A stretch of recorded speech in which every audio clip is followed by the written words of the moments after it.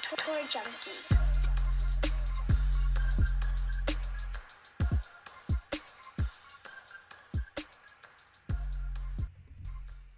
What's going on, everybody? We are live. It is the Open Championship. If you are not watching us on YouTube, you have just listened to 4 fantastic interviews that we had. One with Mr. Travis Fulton of Travis Fulton Golf, one with Diane Knox of Secret Golf, also Russell Knox's sister. She was the one with the great accent. And then, of course, our friend Club Pro Guy, who was hilarious. And John Tillery, our boy JT, coach to Kevin Kisner, Scott Brown, Bryce Garnett, Michael Kim, all those guys. So if you want to listen to that, you need to make sure you listen to the audio version of the podcast. But now we are recording. We are live on YouTube. I am excited for the Open Championship. It's the final major of the year, Pat. I know that things are not normal for you tonight. And we know how OCD you are, and we know how much you love normal.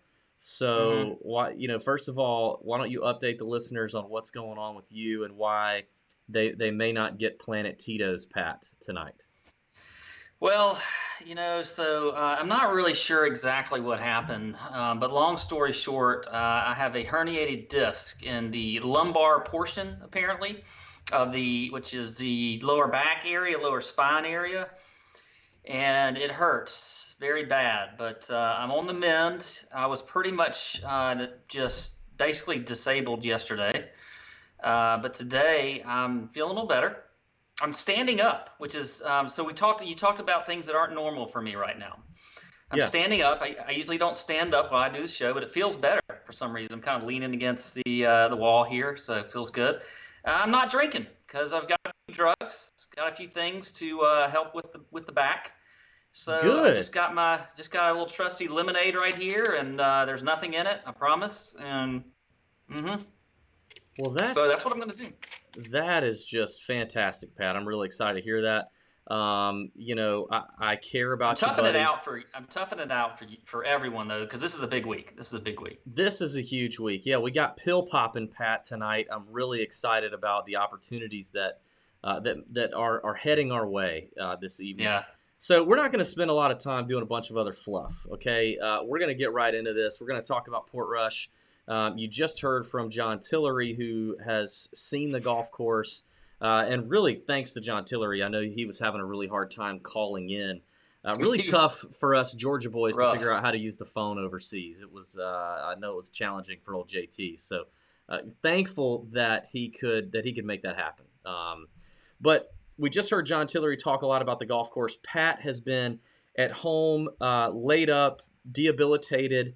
So he's had plenty of time to research the golf course. Pat, why don't you tell us what's going on, man? Let's learn all about Portrush, and then we're going to get right into some strategy when it comes to playing DFS or betting at the Open, because it's its own animal, betting and playing DFS for the Open Championship.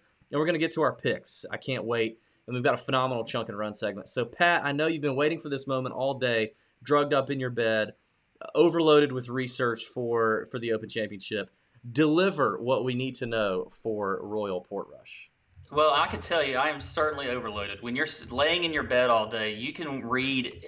There's so much out there about Royal Portrush. It's ridiculous. But so I don't think everybody is going to have the answer to it, and until we really see this golf course in action. But Right. There's a lot we can look at from running through the holes, from just reading about this course. So yeah, I mean, this is the 148th Open Championship in the town of Portrush, Northern Ireland, at Royal Portrush, the Dunluce links. So there are 2 courses here: the Valley Course and the Dunluce. And so we're gonna get loose over at Royal Portrush. You like that? You like that, DB? That is absolutely terrible. Yeah, it was bad. Harry Colt designed some of the other popular designs that he's had are at Hoylake, where he helped out there, Royal Liverpool, Muirfield. They're all part of the Open rotation. And also actually Hamilton Golf Club that we saw at RBC Canadian for the first time. He was one of the designers there. How crazy is that? Par 71, playing 7,344 yards. This is they're going to be 3 par 5s, 4 par 3s here. The thing about this course, you're going to see a lot of elevation changes off the tee into the fairways. They're going to be hitting down into the fairways. They're going to be hitting up into a lot of elevated greens. I think that's something to be important. I think you've got to be precise, especially into these greens. John Tillery mentioned the greens aren't particularly small, but you do got to hit them in the right spots because there's a lot of slope and things like that here. I think that's going to make caddies important. It's more important than ever. I think an experienced caddy on this course is really going to be something to look at. Guys who've got veteran guys on tour. As far as off the tee, you got some out of bounds, so they're not necessarily narrow fairways, but you can't miss them. And you're going to be in trouble if you do, because there's some out of bounds very close to the second and third cut. And then if you get it into the third cut, you're basically screwed and you're just chopping it out of there. So you got to be at least somewhat accurate off the tee. You can't just spray it all over the place. Despite the current weather that's actually dry this week so far, we are going to get rain later on in the week, and I'm sure we're going to be talking about the weather a decent amount. But it has been wet lately, and these fairways I think are going to be pretty soft and receptive. They're not going to be running as dry as you might typically see fairways at an Open Championship. There's not as many bunkers out here as you typically see, especially pot bunkers. You won't see a whole lot of that, but there are a lot of bunkers that come into play off the tee. So that is another reason you've got to be somewhat accurate. As far as the greens are concerned, we got mostly bent grass surfaces this week. It's you got a mix of some fescue and whatever else grass they got in there, but mostly bent. But I don't think I'm going to really focus on bent grass putters, because these greens aren't going to be running that quick like you typically see bent grass do. They just can't get them with the amount of slope. They're going to be running about 10.5 on the Stimpmeter. But like I said, a lot of slope, a lot of false fronts into these greens. I think scrambling is going to be extremely important because of that. I think that's going to be key. The ball is going to run off these tight, areas around the greens. You're going to have a lot of different shots. You're going to have bump and runs. You're going to have flop shots. You might get to putt it. So you're going to need all the tools in the bag around the greens here. So I think that will be important. And this course is, as you typically see with your links courses, you're going to have imagination. You're going to have to be patient, and you're going to have to be disciplined. You can't just, you got to pick your right lines and hit them there and be confident. So I think that's going to be key. For stats, for me, I'm not getting too heavy with the stats. I do like scrambling. I mentioned that. I like proximity just from a standpoint of folks that typically can hit it in the right spots off the green. Going to look at some driving accuracy for sure. You don't want guys that can spray it around. JT mentioned that. We typically see on these most American style courses where you don't have to be that disciplined off the tee. But I do think that's going to be the case this week, and definitely I think double and bogey avoidance. I mean, you gotta avoid the big numbers on courses like this. I think that will be important as well. So yeah, there you go. By the way, past champs: Francesco Molinari last year, Jordan Spieth in 2017, Henrik Stenson 2016, Zach Johnson in 15, and then Rory in 2014 are your last 5 champs. And there you go. That's the rundown for you, DB. That's fantastic stuff. I mean, for a guy laid up and with a herniated disc and on a lot of pain medications, that's a great job. I know I'm proud of you. A lot of the folks watching on YouTube have chimed in saying thanks that you didn't withdraw tonight. I stuck it out a week ago being sick, and now I think somebody's just trying to take the Tour Junkies down. So, Yeah. But great job as always. The course breakdown brought to you right now by our friends at Fantasy Draft. You need to check out Fantasy Draft. I was just checking the big GPP over on FantasyDraft.com, which is the tour card. 919 entries, $20,000 in the prize pool. Only $25 per entry. Let's fill that up. We're going to be in there. Let's get some entries in there. That's a really good GPP and a good opportunity for you guys who do some research to kind of get an edge on that platform. Obviously, Fantasy Draft, you pick 7 golfers, and they're only going to keep the top 6. They're going to drop your lowest score, which is fantastic. And we know that the rake-free movement is coming, and Fantasy Draft is going to bring it to you.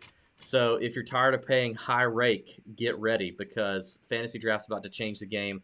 We're going to have more details for you in the coming weeks, but basically 100% of your entry fees are going to go to the prize pool and get paid out, which is pretty cool when you think about it. Not any other DFS site is doing that. So Shout out Fantasy Draft for that. Um, Pat, yeah, I mean, in terms of the Open, let's talk about some strategy, some thoughts. I agree with you on the golf course. I mean, you nailed it. There's so many places you can go to learn more about Royal Portrush. Harry Colt, the designer, I thought it was interesting. Colt has also designed three other golf courses that are in the Open rotation right now. Royal Lytham and St. Anne's, which they played in 2012, Muirfield, which they played in 2013, and Royal Liverpool, which they played in 2014. So 3 years in a row there from 2012 to 2014, they were playing on a Harry Colt design. Um, I believe I mentioned that in did you the mention that? course I breakdown, but totally you zoned out. totally, yeah, and you missed Hoylake. He had a hand in Hoylake. He wasn't, so. I was looking at kind of recent, but okay, great. I'm glad you covered that. You know, I'll tell you what, man. I'm not looking. I didn't really. I did a ton of research over the weekend and today. I'm not really looking at stats. I am looking at experience. I'm looking at form. I'm looking at links experience, link style form, Open Championship history, and just kind of overall player fit. I'm not going to be quoting a lot of stats. I don't have a lot of stats to give you tonight. I have guys that fit a certain, player type as it pertains to stats, but here's what we know about the Open Championship. It is a tournament in and of itself. You cannot bet it. You cannot play DFS the same way at the Open that you do every other tournament of the year, the same way that you do the Masters, the same way that you do the U.S. Open. It is a different animal. Um, we see older, more experienced players win recently.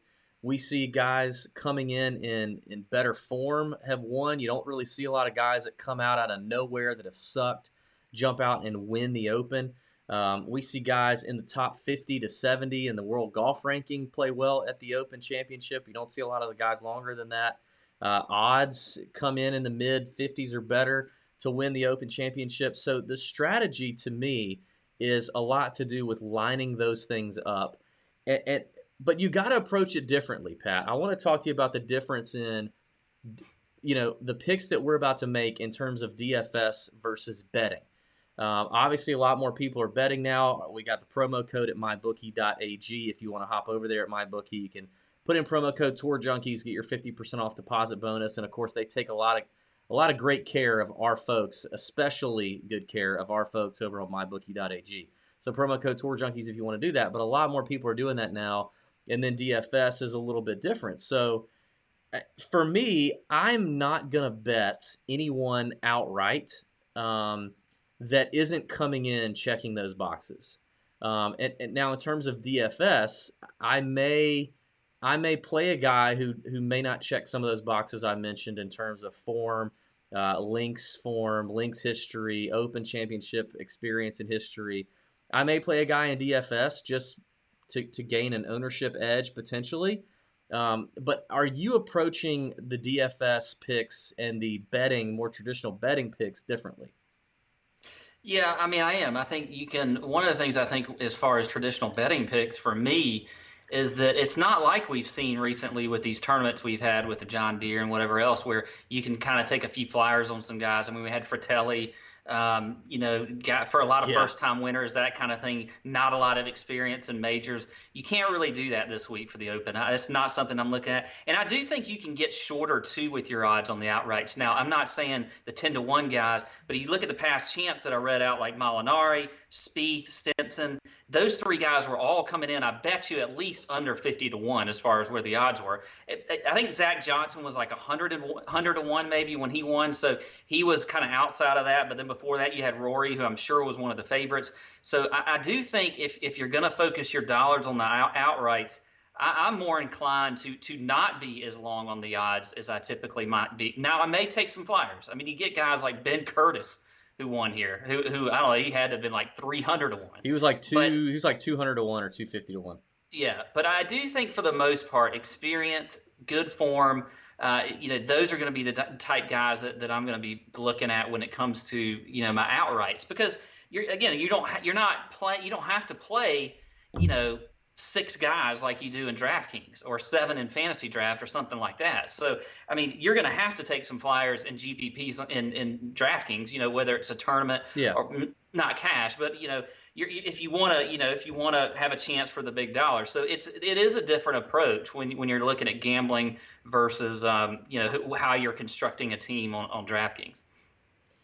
Yeah, I definitely think that's just something that listeners need to listen out for as we go through some of the picks. I mean, there's guys in here that I know I've made notes on that I want to bet on outright that I think have a legitimate shot of winning.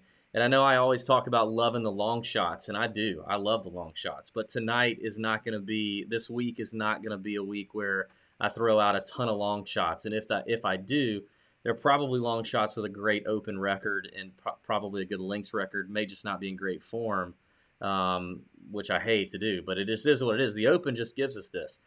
The other thing I want to touch on, and you touched on it briefly in the course breakdown, at least what I remember, because I did check out on a lot of it, is weather. We talk about, I mean, every year. This is now our fourth year doing this. This is our fourth Open Championship preview, and it seems like in recent history the weather is always a big time factor.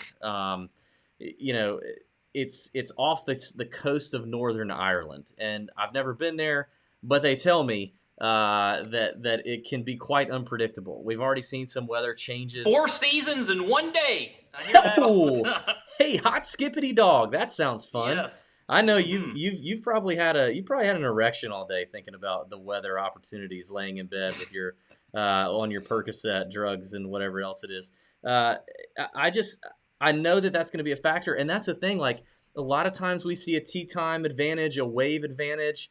Um, do not, if you are playing DFS, do not get committed. Get a soul tie with your lineups that you would create before Wednesday evening. Just don't. Because right now the weather I think looks fairly mild, but moving on as we get closer to tee off, it's probably going to change, and there can be a major tee time advantage that you need to look for, whether it's wind, rain, whatever. So I would say number one, don't get too committed to those.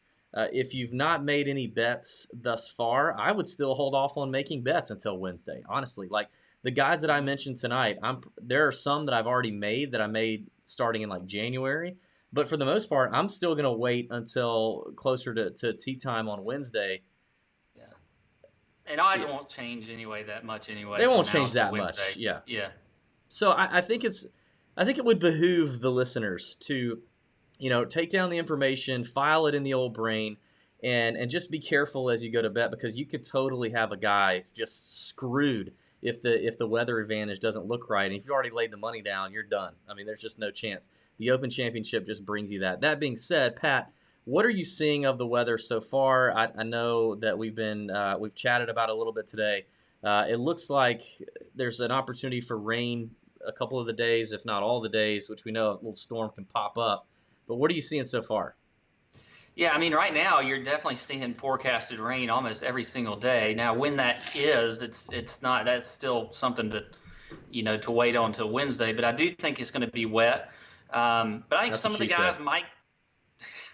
some of the guys might. Yeah, there could be a luck of the draw. Again, we'll have to see that on Wednesday. The wind right now looks relatively calm for, you know, this type of course where it is on the ocean and things like that. I mean, it's not looking much more than like 11, 12 miles an hour. I think you may see it pick up. We never know. But right now, what it's looking at is pretty benign for this type course. So that if that happens, I think you're going to get a lot more scoring, and this course will not show its teeth as much as it can. But if we do get some wind, it'll be a totally different ball game. I think it'll it depends on what direction it's coming in. That kind of thing could be, if these guys are practicing in one wind and then all of a sudden it switches for the whole rest of the weekend, you never know. That could be something. So now, once lineup's locked, you're done. It is what it is. You just got to go with the flow, but you got to get as much information as you can Wednesday night, and then just go with it from there. And I'm sure we'll be putting out some stuff as well.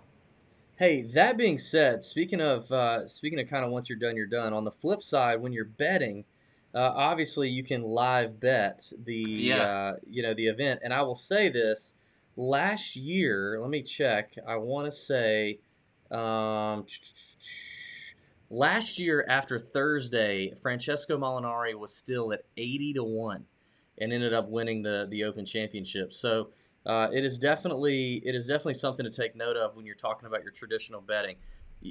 Don't just count on the stuff up front. Before they hit the first tee shot. So, Pat, I feel good. Do you think there's any other strategy Yeah. discussion we need to have? I mean, I know we're being thorough here, but I want to be careful. It's the Open.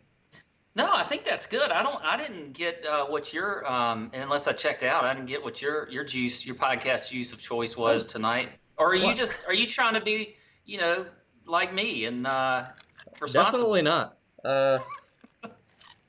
No, and as a matter of fact, I'm glad you brought that up. I am, since we're going to be reckless on the, I don't. Well, yes, I'm going to be reckless. I'm going to make it up for you.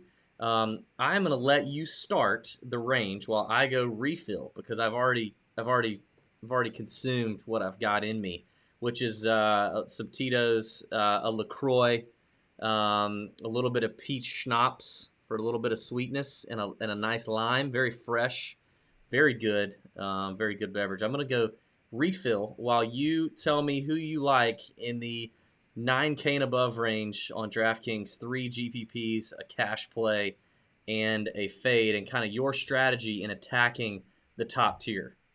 I can't wait. It's going to Okay. be fantastic. Yes, I'm excited for this. So I'm going to start with the 9K guys that I like, by the way, and then I'll give you the one over 10K that I like. And I'm going to start with Mr. Justin Rose at 9,900.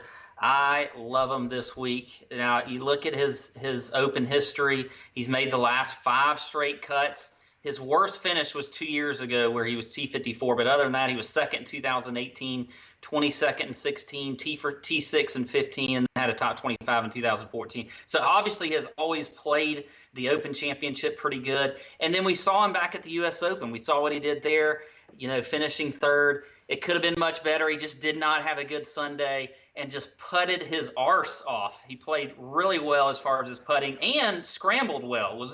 I mean, if you watched him that entire tournament, he was just getting up and down from all over the place and then making putts. So I like Justin Rose at 9,900. I think he is going to be a very good play this week. And then next, Xander Schauffele at 9,500. Another guy tied with Justin Rose in the U.S. Open. He was T3. You look at his 2 times that he's played in the British Open. Oh, wait. Sorry. Open Championship. T20 in 2017 and T2 last year in 2018. A guy who is just an absolute stud. I just love him. Ball striking, checks the box there. Bogey avoidance, another guy that just doesn't really seem to get himself in a whole lot of trouble. Checks the box in greens and regulation. So I like Xander Schauffele at 9,500. And then I can't quit it. I'm going with Rory McIlroy at the very top at 11.6. Yes, the Whoa. kid from Northern Ireland who has the course record of 61 at No. Royal Portrush. I am going with Rory this week in GPPs. I love him. Now he's going to check all the boxes, so that doesn't really matter. We're not going to count stats. But you talked about Open Championship history. God, why do I keep wanting to say British Open? I never even call it that. Because you're from Georgia. Let's talk about his last 4 appearances. Now, he skipped in 2015 because that was, if you remember, he had the soccer injury. T2 last year, T4 in 17, T5 in 2016, won it in 2014, as I mentioned. Look, I have a hard time getting off of Rory this week. I know he's got pressure, but I think he thrives under That's that what she pressure. said. He's won an Irish Open. That's twice now for you saying that. I think that you're over your limit there, just like you're probably going to be over your Tito's limit here in a little bit. And then you look at his form. I mean, he won the RBC Canadian just a few weeks ago. He's won the Players Championship this year. He was top 10 at the U.S. Open. I mean, everything's going for Rory. The only thing you can say, the only reason you could probably say for not taking him is you think he's just going to just fold to the pressure, which might happen to me, by the way, in a little bit. There's a little twinge in the back, and if I happen to fall to the ground, I'll pick myself up and I'll be fine. And maybe Rory's making my back hurt even more. But I'm just telling you, I think he's going to be a great play. I wonder what his ownership's going to be. I feel Yeah. like you have an idea of what you think that the ownership's going to be. He may be very high, but I think there is a lot of guys down in that 7K range too. And even in the 6K range, where you can fit good lineups with Rory in there. So those are the three GPP plays. By the way, I'm going to add the cash play is going to be Cantlay for me. Now I think you could play him in tournaments as Ooh, well, but I like nice. Cantlay in cash. He's just so solid this year, especially in majors.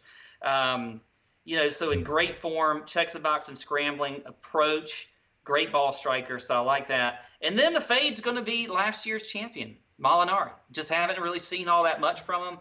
I mean, as far as you look at the Travelers a few weeks ago, he was top 60, barely made the cut.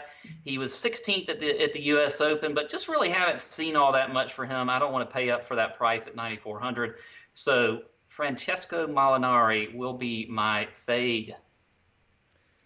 Well, speaking of back injuries, normally it's my back that's hurting from carrying the Tour Junkies podcast for the last 4 years. But I hope you can hang on, Pat. I hope you can hang on and survive this podcast. I'm doing quite well, actually. That was a very good pour that was just had at my house. So, I'm just going to sit down oh, during your picks. okay. There he goes. There he goes. I'll just take All it. right. I'll take it over by myself here. All right. So interesting. I will actually start near the bottom of this range as well. And I'll add a little suspense. I'm going to start off not only my DFS picks from this range, but also my betting ticket with a 30-1 horse named Tommy. I got some sweet lettuce Fleetwood.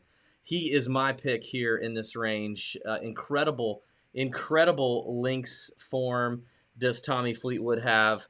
Finished 23rd at the Irish Open just a couple of weeks ago, which you will hear me reference a lot on this podcast.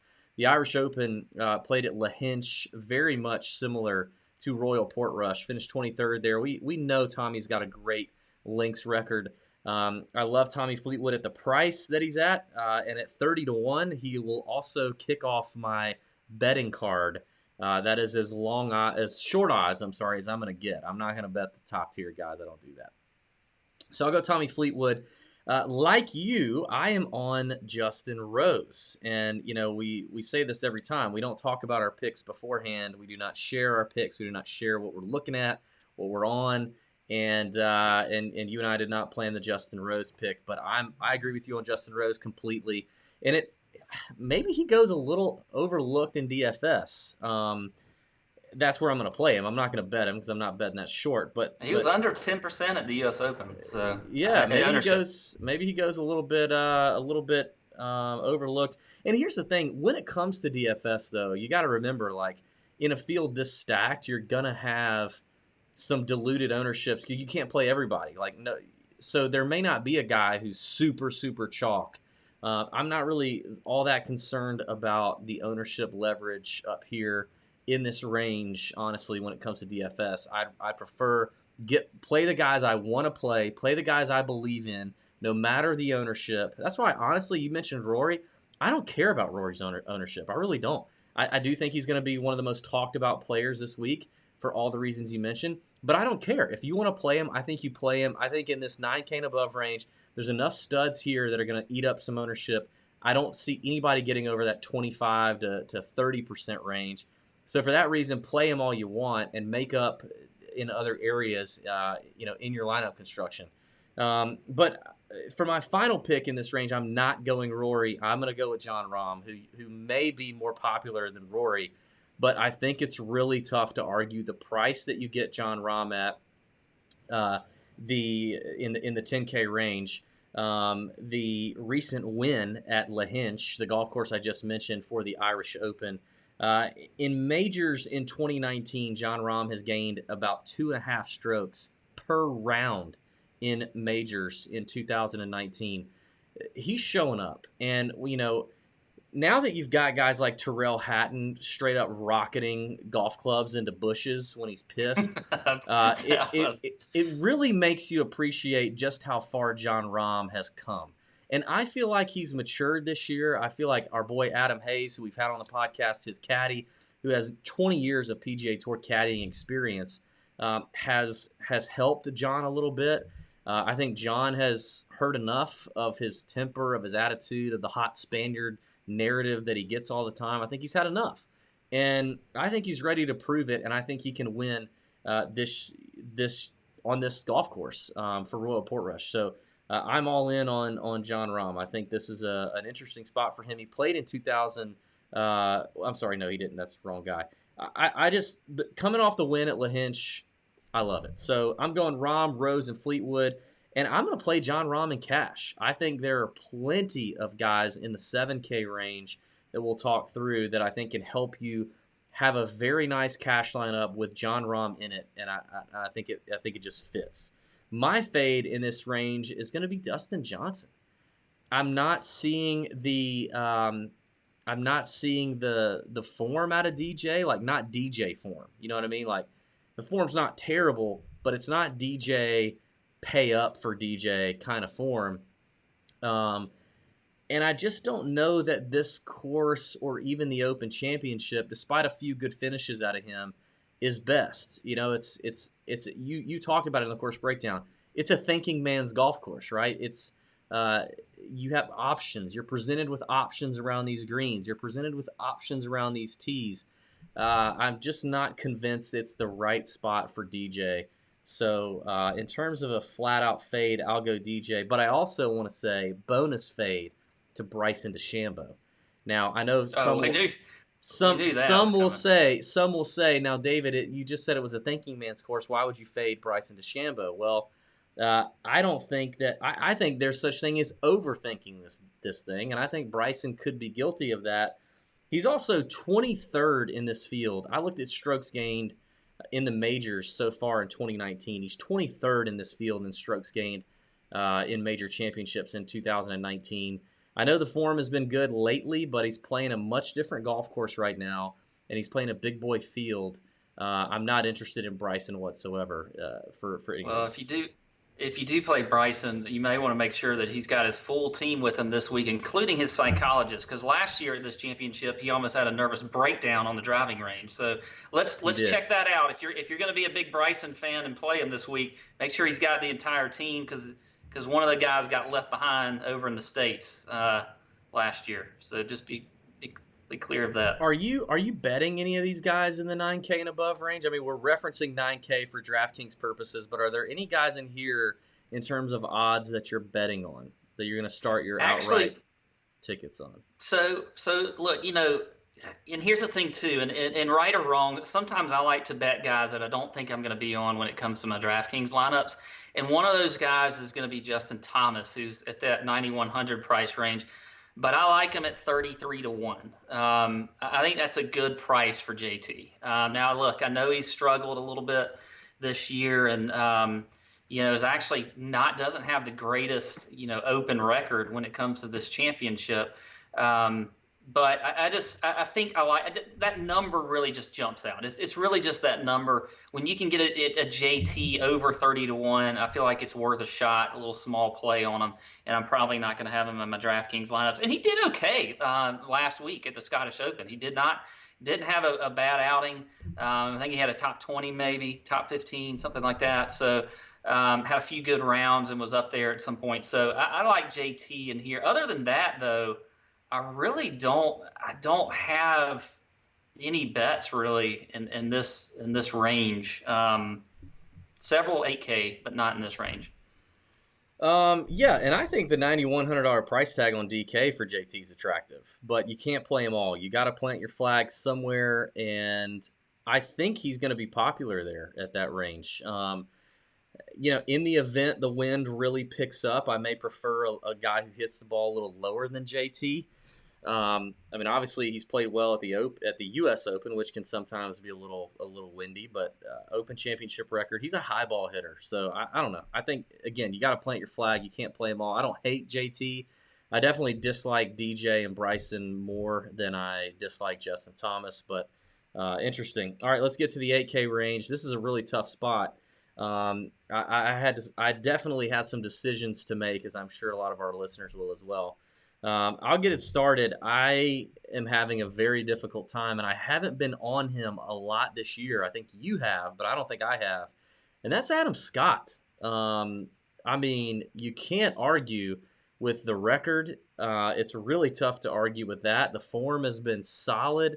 The ball striking, a guy who hits it on the titties every single time in the middle of the club face.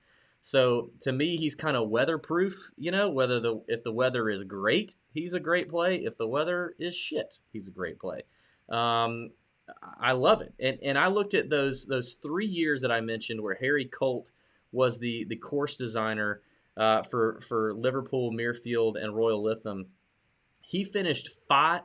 He finished fifth in 2014, third and second in 2012. So three top fives on Harry Colt designs. And in fact, our boy Darren Clark, very interesting guy, Ryder Cup captain, former Open Championship winner, very familiar with Royal Portrush, said today that he has played a couple of practice rounds with Adam Scott. And Pat, do you know what he said about our boy Adam Scott today? Uh, from what I think I saw the same thing. He just talked about he hit it beautifully, I believe is what he said. So it's he gave a quote that I thought was interesting. So he was definitely praising Adam Scott. He was asked about Adam in the press conference because the press knew he was playing with him, and he said that he was very imperious, which I Yeah, wish I was that's intelligent enough to yes. have come up with that. Imperious, and so I had to look it up. It means assuming power or authority, arrogant and domineering. Well, give me a sexy, domineering, imperious Adam Scott at Royal Hell Portrush, yeah. and I will take that bet to the bank. So I'm going to play Adam Scott. He's also at 33-1 on my bookie. I'm going to go with Adam Scott at 33-1. Then I'm going to drop down to a guy that I got to keep riding because you know what, man? If I get off of him now and he wins, I'm going to be really pissed, and that is Hideki. The Open Championship record is okay. It's not amazing, but it's okay. The form, however, is incredible. The ball striking, the ability to hit the ball square, to do anything he's got to do is incredible. Those years where I said the Harry Colt designs came into play, finished 39th in 2014, not great, but finished 6th in 2013 at Muirfield, another Harry Colt design. He's at 40-1 on the betting odds, which I absolutely love. I love this range. This range, I'm going to bet every single player that I mentioned in this range because I really like this range. And if you look historically over the last 10 years or so, you get a lot of winners coming out of this range. But Hideki, I think, is a little bit lower owned than maybe a Matt Kuchar who's in this field in terms of DraftKings and GPP ownership. So I'm going with Hideki. And then, those are my two. I'm going to go with Stenson in cash. Listen, I'm saying Stenson in cash, but you can absolutely play him in tournaments in terms of DraftKings. I think Stenson is a brilliant play here. Our buddy John Tillery, if you're listening to the podcast, mentioned how imperative driving accuracy was going to be on this golf course, and there is hardly one better in the 8K and above range than Henrik Stenson in terms of hitting fairways when he needs to. He's obviously a past Open champion. I think Stenson is as much a lock as anybody, and he's at 30-1 as well. I'll bet him along with Tommy Fleetwood at the shortest odds. I love Henrik Stenson in any format. I'll play him. I just do believe he will be rather popular if you're playing tournaments and you're looking for a pivot or you want to fade a guy with potentially high ownership. I think Stenson's going to be pretty high. So maybe roll with him in cash or bet him outright if you want your Stenson exposure. So that's what I'm doing there. And then in terms of the fade, I'm going Gary Woodland, coming off the U.S. Open victory. Not that I don't think this is a good fit for him, tee to green. Here's what I don't think. I don't think it's a great fit for him in terms of scrambling. You talked about how these greens were. It's difficult. I don't know that we've seen the short game from Gary and the creativity from Gary around the greens. So I think Gary's a fade for me. And the open record isn't good either. So that's a pass, and that'll be my fade in the 8K range. Take it away, Pat, Okay. while I sip on more Tito's.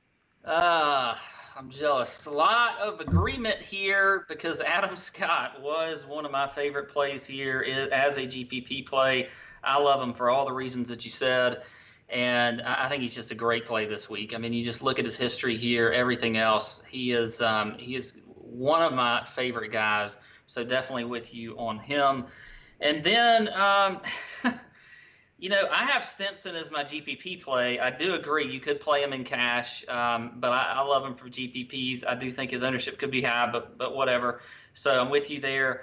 And then I'm kind of surprised you didn't go with this guy. Maybe it's just because you've hated him all year, but Matt that's Kuchar. Matt Kuchar at Yeah. 8,700. Look, I don't care. You can hate him all you want. The guy has a pretty good track record here when you're looking at the last 2 years, top 10 last year, second place in 2017. You cannot go against his form this year. It has been absolutely incredible. He's checking boxes as well. The price is good at 8,700. So I think for cash, Cooch is a guy you can just lock in there and feel comfortable. You may hate yourself. You may want to throw up in your mouth because you just cannot stand to have him in your lineups. But I don't care. I just think he's just that solid of a player that you can lock him in and just not have to be too concerned about him. Look, he's another guy. He can be cerebral around the course. He's a smart player. He's definitely experienced. He knows what he's doing. So I like some Cooch at 8,700. As far as my fade though, it's going to be Paul Casey at 8,300. Ooh. So I'm going to get a little bold there. I Ooh. know he is definitely a box checker. I mean, you look at driving accuracy. He checks the box there. He checks the box in strokes gained approach. The only thing that's a little bit concerning, he's not really a great scrambler, and so that could be Don't have to be something when you that could. freaking pepper the hell out of a green. That is true, but it makes you wonder too. My next thing that I will say about him does not have a very good track record at He doesn't. all at You're Open right. Championships. And he was T51 last year. Best finish, by the way, in the last 5 years was in 2017, where he was T11, missed the cut before that. 74th and 15. It just doesn't really have a great record here. And everybody likes to play some Paul Casey. Look, I love him, especially love him in regular tour events. But I think in a major championship, I just don't know if especially like this one, I just don't see him really, giving you that winning lineup this week. So Paul Casey is going to be my bold fade here in that 8K range. And I'm with you, by the way. I love this range. I mean, I It's almost a think really you could, solid like you said, range. it's very solid. It's very tough to peg. I could have, by the way, I could have said Jordan Spieth was going to be my fade, but I think that would just be the easiest call ever. That's not. You don't have any balls if that's going to be your fade. So I anyway, there you mean, go. while we're here, I think we need to camp here for a second. When John Tillery said, "Hey, anybody who's been whiffing with the driver lately, you need to avoid," I immediately thought of Jordan Jay, Spieth. that's Jordan Spieth. Yeah, He didn't want to say it, but but I was off of him anyway. I mean, obviously the scrambling and the short game is something that's interesting to me, but I think I'd be off of him. I do think I want to address Matt Kuchar because I know you said I'm just against him because I hate him. I actually really like Kuchar here. He was my fourth selection in this range. I'm okay with playing Kuch. Again, this comes down to you can't play them all. I love Paul Casey. I find it difficult to fade Paul Casey. But if I'm going to plant my flag, I feel better about Scott and Hideki in terms of both the same upside and maybe Hideki a little bit lower owned. So it's just a matter of preference. I do think there's not a whole lot of guys in here other than really Jordan Spieth that I think are all that easy to fade. So I get it. I'm with you. Let's move to the 7K range. Pat, this is a tough one, man. As it is every week. I'm going to let you start. all right. So my wife, by the way, just texted me. She was like, "You aren't drinking, are you?" No, honey, I'm on Percocet. I'm on painkiller. I can't I do operate have a a lemonade. motorized vehicle right now. But yeah. Yes, I'm not. I'm not drinking, honey. If you're watching live, I promise you, I'm not. Anyway, okay. So off to the 7K range. There's several guys in here that I like, and I'm going to start Take with that our back. boy Webb. Hang on. I want to What? interrupt this podcast to say I will fade Matt Wallace this week. I think Matt Wallace. I said there's Jordan Spieth to fade in the 8K range.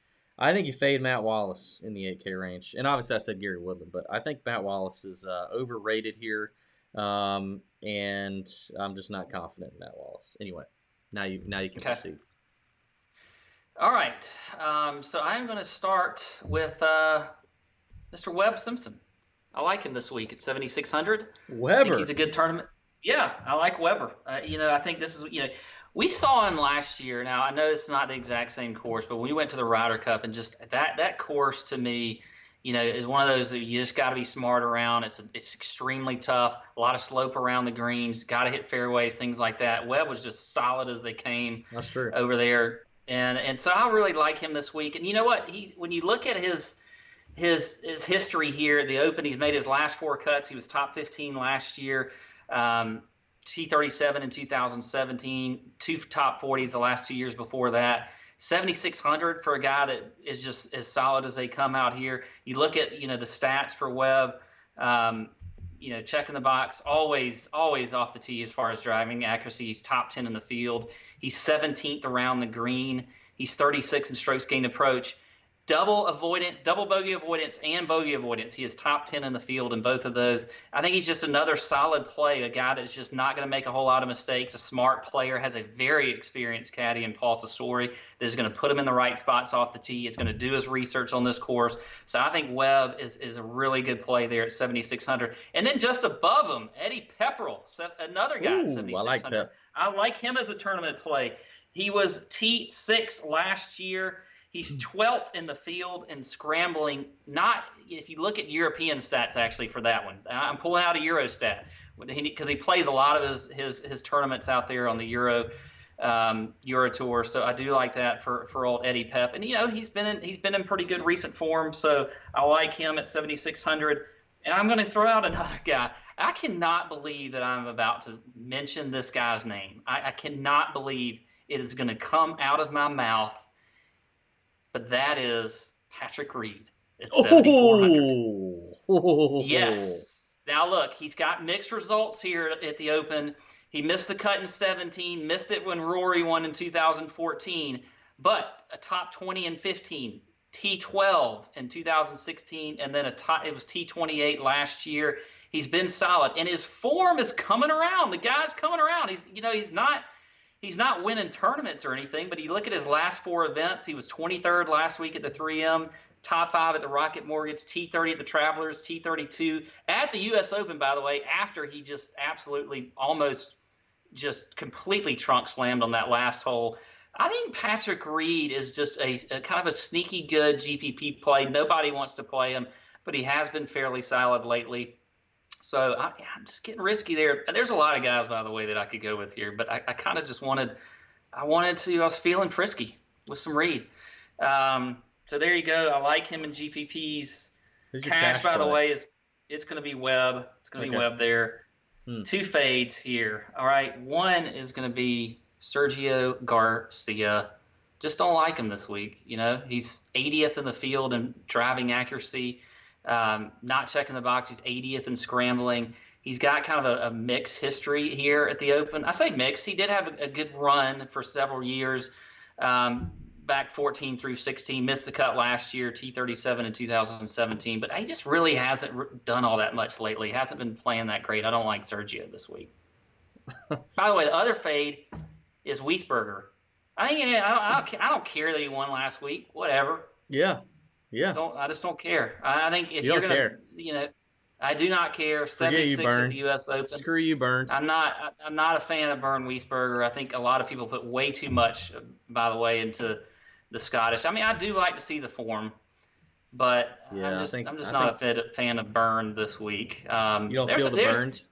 Not feeling the burn. There's a lot of guys in this range though that I do like. There are. It's really tough when you gotta plant your flag on just 3 GPPs, a cash, and 2 fades. It could change so much in the next 2 or 3 days. But yeah, that's what I got for you, David. I wanted to say this too, by the way. I may try and do a couple things this week. I may try and do a late Wednesday live Periscope or YouTube, so just be on the lookout for that. Any last minute thoughts? Can we do like a combo one of those? There's not a way we can do that. We could just do this again. And then I also feel like I may get up early on Saturday morning and do like a watch party.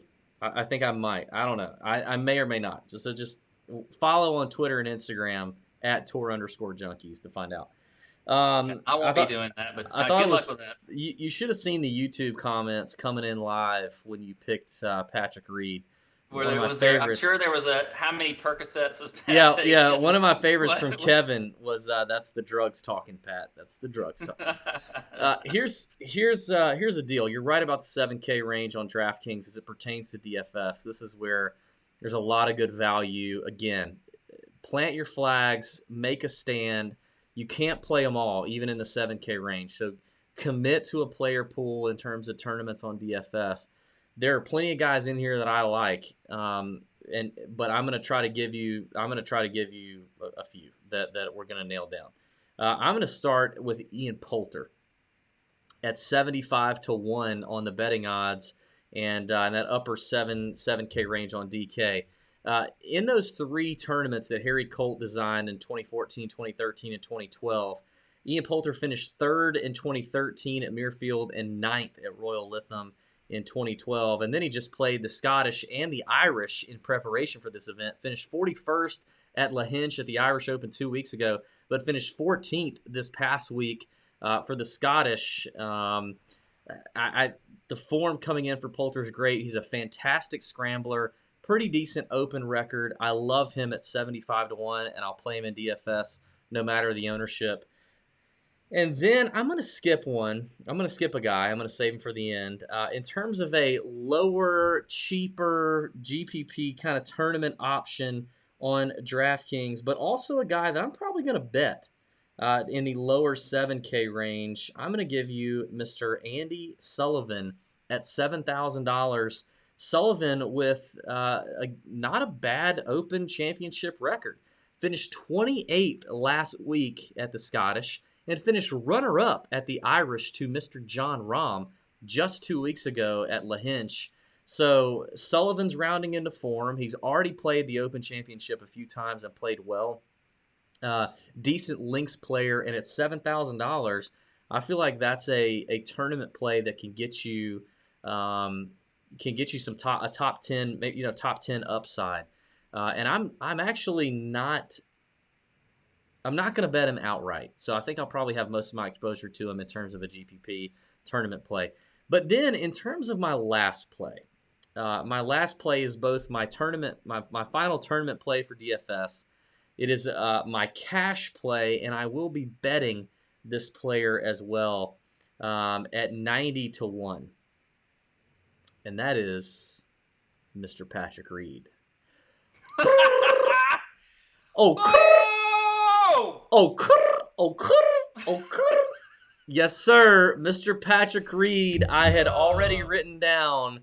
He is, I feel like maybe I'm on the Percocet with Pat, but here's the thing. He's at 90 to 1, major champion, 90 to 1. Handles European ass, okay? I have witnessed it in person. My wife just texted me, by the way, "Are you occurring right now?" which is the Cardi B. Totally different. Yes. So he handles the Euros, man. Let me tell you what. Oh man, I just feel like Reed approaches this event like it's a Ryder Cup.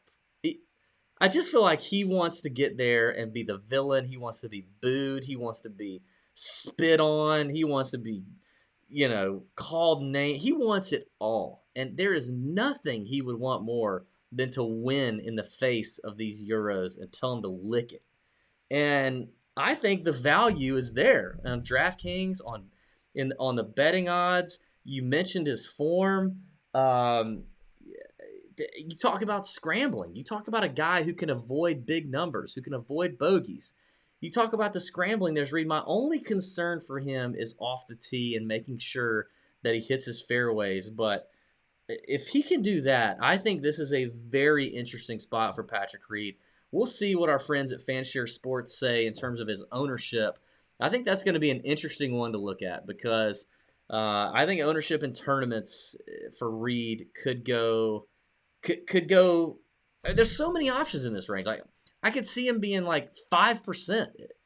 I don't think he's going to creep over 10, but we'll see.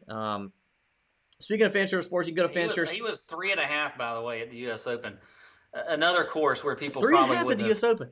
He's if you go to fansharesports.com, you can sign up. Use promo code Tour Junkies, get your 20% off. Your promo code there, Tour Junkies. It's a 20% off a weekly, monthly, or annual subscription at Fanshare. They do all of the research in terms of who's getting talked up, who's not. If you're playing tournaments on DraftKings, FanDuel, Fantasy Draft, whatever, they're going to tell you who's getting talked up, who's not. they're going to tell you if Patrick Reed is getting any love from anyone outside of myself and Pat, who are obviously on drugs. So yeah, there you go. He is now. If you remember, I said he's also my cash play. I believe in him so much on this golf course. I am willing to play him in cash. I'm in Wow. it. That is, yeah, you're even more in it than I am. I like it. And by the way, going back to Sullivan, he was, I kind of usually like to write down a fourth and a fifth GPP play, and Sullivan was my fourth guy, and my other one was Eric Van Rooyen. I like him as well. Another guy. I'm I'm sure sorry. you're getting good comments, I'm but getting a great comment on YouTube right now live from your brother, your twin brother who you shared a sack with. You were in the sack together with your twin brother.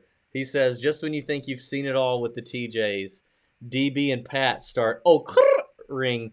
He says, I'm starting to question whether or not Pat and I were truly a split egg. well, also, you could if also, he's watching. Obviously, I was not kirking. I think that was just you, except for I just did it, I guess. But I just went boom or something. But so also, shout out to Chris who changed his Twitter handle a while back to DirecTV Perry, which is my name for him, as you are Cable Perry. You guys are twins. I'm referencing him in the commercials. Shout out to Chris who said that people are tweeting him pissed off at their DirecTV provider on, and so he's committed to comment and tag us in those so we can comment on those.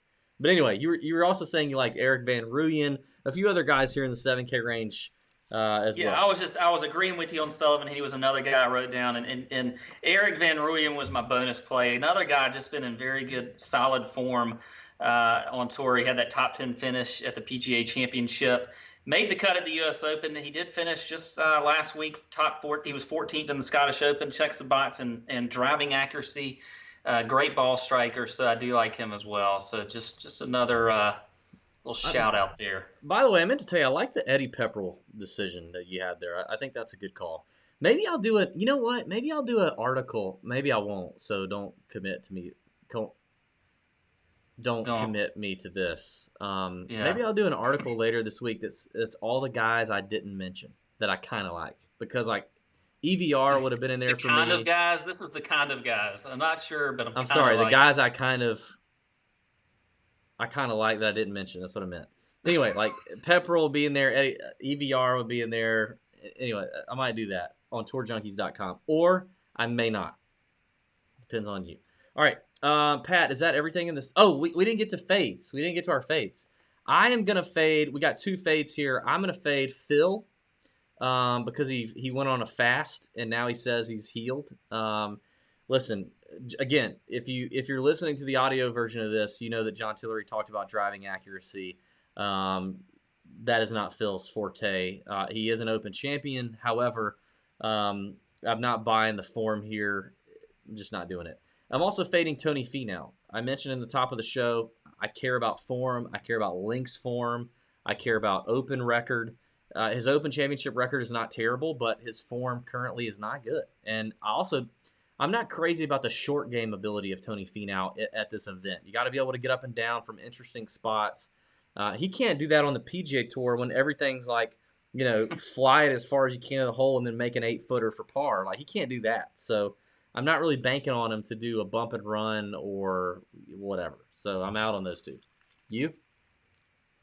I already gave mine. You Mm. heard me. I gave Wiesberger and Okay, good. Oh, Sergio yeah. Garcia. I was So like for that, you 15. have to start the 6K That was range like since I started 15 the minutes 7. ago. I don't remember that at all.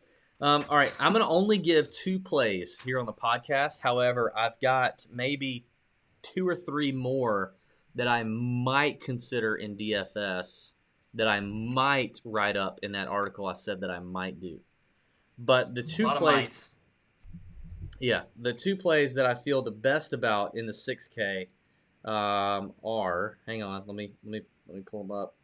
All right, at $6,800 fresh into the field, and a guy who, if you're a longtime Tour Junkies listener, you may recall he was an interview that we did, and that is Mr. Andrew Beef Johnston, who just got in after a 4th place finish at the Scottish Open with 4 rounds in the 60s, including a Sunday 62. Okay? Sunday 62. Now, I also want to let you know that Beef has quite the links chops, as well as Open Championship record. Although it's only like 2 Open Championships, he's done quite well in both. He's got a good history at the Alfred Dunhill in the past. The form has been a little spotty, but Beef has talked about his mental struggles, but that he's kind of turned a corner. On the European Tour this year, he's made 7 of 11 cuts with 2 top 10s. I just love the fact that Beef just finished 4th with a 62 on Sunday at $6,800 on DK. I think that's interesting. He's also a bet on mybookie.ag. He is 20-1 for a top 10.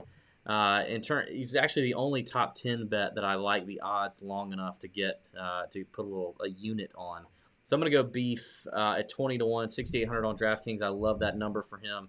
Love the links chops on our boy Beef. And if you haven't, go way back, like 3 years back, and listen to our interview with Beef. He was a phenomenal interview. Fantastic human being.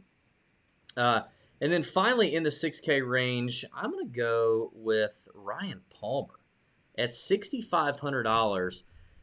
You know, when I saw Ryan Palmer at 6,500, I'm like, damn, like he's in pretty good form. 18th at the John Deere this past week. 6th at the Charles Schwab a couple weeks ago. He's not in bad form. Surely his open record must suck. Well, actually, it doesn't.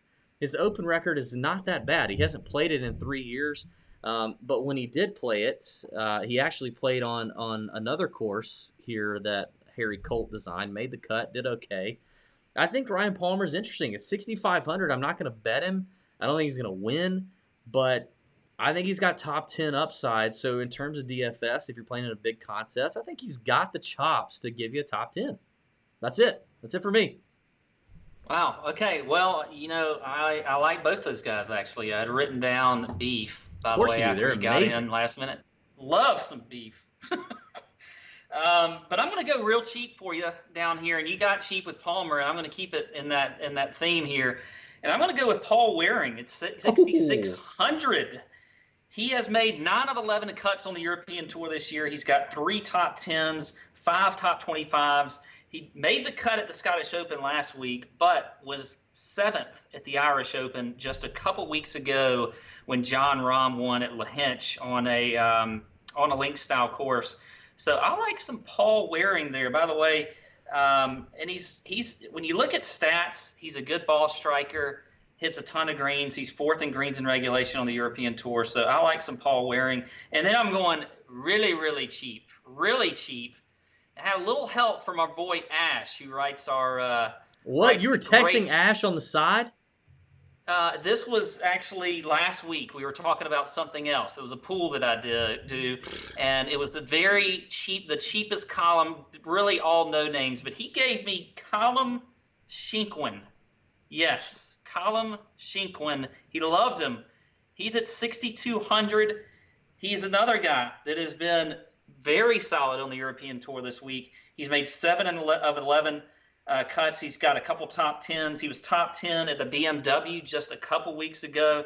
So kind of a guy that just a very cheap play if you wanna have somebody that you want to take a little bit of flyer on. He checks the box. So I like some Waring and Shinkwin here. Very bottom, cheap, 6,200. Now don't get crazy. Don't make him like a core play or anything, but just a flyer guy to think about. Down at the very bottom. So there you go. I call foul on communicating with Ash without my knowledge. Um, I'm not allowed to do that. by the way, you're going to want to check out Ash Morrison, our resident Euro, and all that he does. He's freaking amazing. I actually had He's great. Paul Waring written down. He was one of those that would have made my article that I didn't talk about kind of guys. So I had that down. Played well, as you mentioned, at the It's Irish ours. just a couple weeks ago. Yes. Oh, um, Yeah. You're. can you guys hear me farting on YouTube? Is that picking up? I keep letting them rip right here on the seat, and I feel like it's echoing. Mm. Is it not? Pat, we're almost done with the podcast. You've done way better than I thought. Are you going to make it? You good? I'm good. All right. Yep. I don't give a rip about one and done, but if you were gonna have one and done, who would your one and done be right now? Karate. It's Well, karate. Karate's on. What were you gonna it do? was going to be. I was trying to choose between two guys, and I think that, yep, I think I'm going to go with him because I think everybody's already taken him. Because it was between Kepka and Xander. I'm going to go with Kepka because I still have him. I was looking through my pool Damn. and I could not believe that I still had Kepka. So since I have him, I feel like I have to use him. So I'm going to go with Thoughts? Brooks this week. We've had a lot of people YouTubing about Kepka. His boy Ricky Elliott grew up in the area, grew up playing the golf course, got a little extra special knowledge. Like Brooks really needs that. We had his girlfriend's boob exposed just a couple of hours ago. We've all seen her nipples now. Are you? I'm fading Brooks up top. Just price, value, all that. Just fading that. I'm not messing with that. John Rahm's as high as I'm going. I'm assuming you're doing the same thing. So you're going. Uh, you're gonna roll with him in one and done. I like that move. If you have him available, Yeah. sure, go ahead. I'm gonna go with Henrik Stenson. I don't have him available. I'm gonna go with him. Or you So do there you have go. him available. So I do you said have I him don't have available. him available. I do. Okay. Okay, the chunk and run's going to be great. First of all, we're about to tell you. I'm going to go ahead and tell the people what the questions are. We are going to. So this question was sent in by a listener. It was, if you were to draft a football team of 4 PGA Tour players and their skill sets to be the foundation of your NFL team, who would you draft and why? That's the chunk question.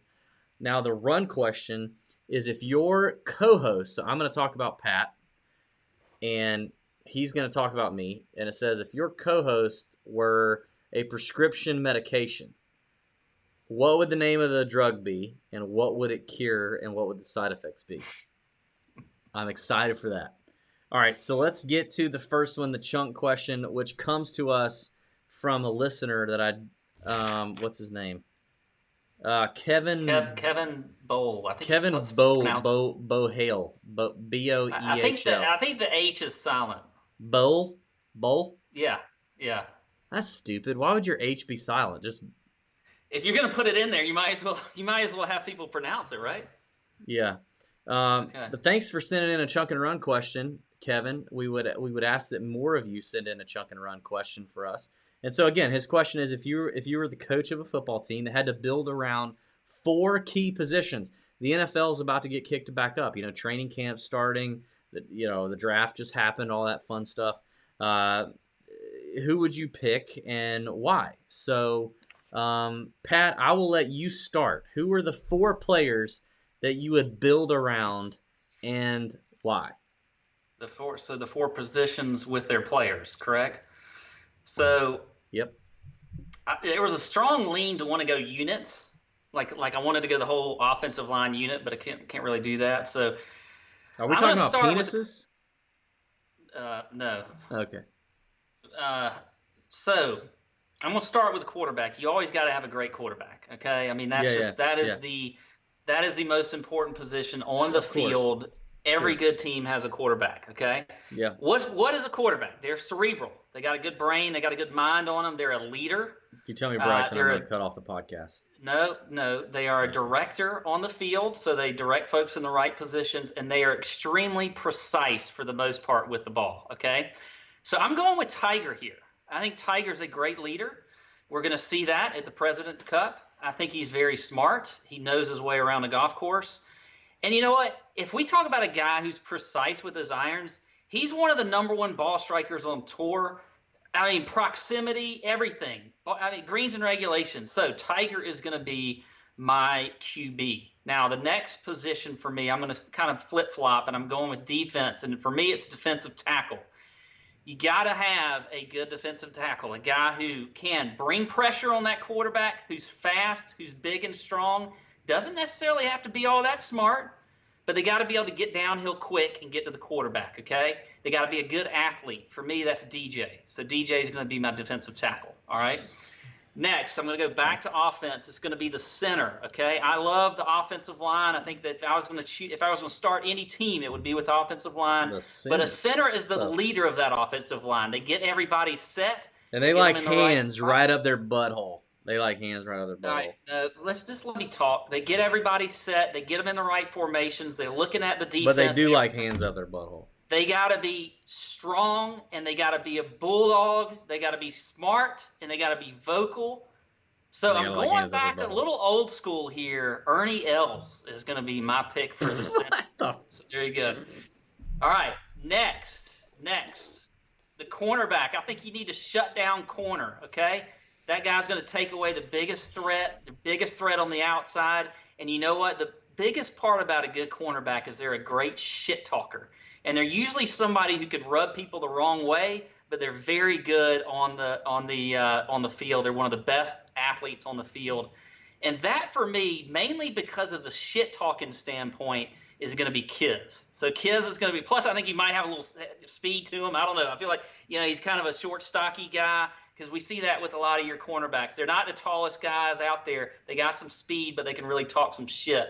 So my cornerback is going to be Kiz. So there you go. That's Uh, the chunk. yeah, I vehemently disagree with Ernie Els. Like, how the hell are you going to draft Ernie Els at this point? Like, I don't understand that one. I'm not going Um, by age. This would be. I I, could have picked, Arnold Palmer in here. I mean, this is just a. yeah, Did it have to be a current player? You didn't no, say no, that. no. We're losing viewers on YouTube too. Like, if you're not sticking around for the chunk and run every week, what are you even doing? All right, I'm gonna start. I'll start like you with the QB. Um, you need a guy who's fearless. Okay, you need a guy who's intelligent enough, and you need a guy who's arrogant, who loves himself. Um, you need a guy with a thick base, a thick ass, some thick thighs, right? And you need a throat slitter. I'm going Patrick Reed. All right, Patrick Wow, Reed I is your thought you were going to go QB. Brooks Koepka there. I don't even You sounded care. so much like you were about to go I with your don't. man crush. I don't even care that Patrick Reed isn't that much liked by anybody on his team. You need the throat slitting, thick base mother. I'm gonna get this He's not done tall enough. in the huddle. I'm gonna get it done. He's Drew Brees. He's just a thicker Drew Brees. Is really all he is. I'm going Patrick Reed to lead the team. He might steal some shit out your locker, but it is what it is. You got to go Patrick Reed. It is what it is. And then to go with every QB, you got to have a diva wide receiver. You can't go. You I can't. thought about that. You I got just to couldn't. have a diva wide receiver. You got to have a guy with some quick twitch muscles. Just some quick twitch. Just quick twitch. Just a little quick twitch muscles. They got to be pretty. It helps if they're an SEC guy. So I'm going Billy Horschel. Florida Gator, which I hate. I hate My to thoughts. draft. Yeah, this is I terrible. I hate the draft of Florida Gator, but I gotta go Billy Ho. He's as fit as a damn mule. I don't really know that analogy, but he's fit, and he's from Florida. They always had good receivers because Lord knows they burned the crap out of Georgia for all these years. He's definitely pretty. He's a good looking dude. So I think Billy Ho fits that. Now I did have similar thoughts with you in the Kiz situation. So I draft this guy as a corner slash safety, depending on where he fits in. But he's not Kiz. He's feisty. He's scrappy. He's a trash talker, like you mentioned. I think trash talker is a big deal. He's a locker room guy. You got to have a locker room guy. You got to have a guy in the locker room who's going to lighten it up, who's going to, do some penis puppets and make everybody laugh, in the showers. He's going to be kind of funny, a little out there. But I thought of a guy, if you're an NFL fan, named Cortland Finnegan. You remember Cortland Finnegan? That guy Cortland was Cortland so Finnegan, scrappy. You wanted to punch him in the face on every extremely time. extremely scrappy, and you wanted to hit him. But I'm going to go with Eddie Pepperell for that. I mean, if you follow Eddie Pepperell on Twitter, he's a phenomenal talker, Yeah. great brain. I see him as a fantastic locker room guy, probably great with the penis puppets. I think Eddie Pepperell's as good as it gets. And then finally, Can we pause real quick? I just need to ask. Um, Are you sure you were you when you broke away from me earlier? You got Tito's, Yeah, or yeah, was yeah. this something else? I got Okay, lots just of making Tito's. sure. All right, I'm just making sure. Now, finally, I want to base my team on a defensive end, a Von Miller type. You know what I mean? Like a guy who can rush the quarterback, get there fast, so with speed. I need somebody who is big, who is long. I need a long torso. I need quick hip movement. I need some flexibility. And I also need you to be dumb enough to just, all I got to tell you is, hey, go get the quarterback. Now, you mentioned DJ, and I got to be honest, there's agreement here. My defensive end that I'm drafting is DJ, because that dude is dumb enough that two, he's never gonna miss a game, because if you had him in the concussion protocol, you would never know if he had a concussion or not, because his ass is the same whether he's concussed or he's not concussed. So you get DJ, no matter, you're gonna get him for 16 games, and all you gotta do is say, "Hey DJ, go tackle that dude in the other jersey with the low number on," and he's gonna go get him. And he's not, he may get hit in the head a lot, and you're not gonna know, because he's gonna answer you the same concussion questions whether he's concussed or not. So that's my team: DJ, Eddie Pepperell, Patrick Reed, Billy Horschel. I think it's a great team. Okay. All right, I'll start with the prescription drug medication, and we'll wrap this up, Pat. My my prescription drug is named after you, Pat, and it is called. Let me make sure I say this right. It's called Bum Bum Queef Tracks. Bum Queef Tracks. Bum Queef Tracks. Good and Lord. and it cures a really queefy move at the golf ball, resulting in really weak and wipey shots that move hard left to right.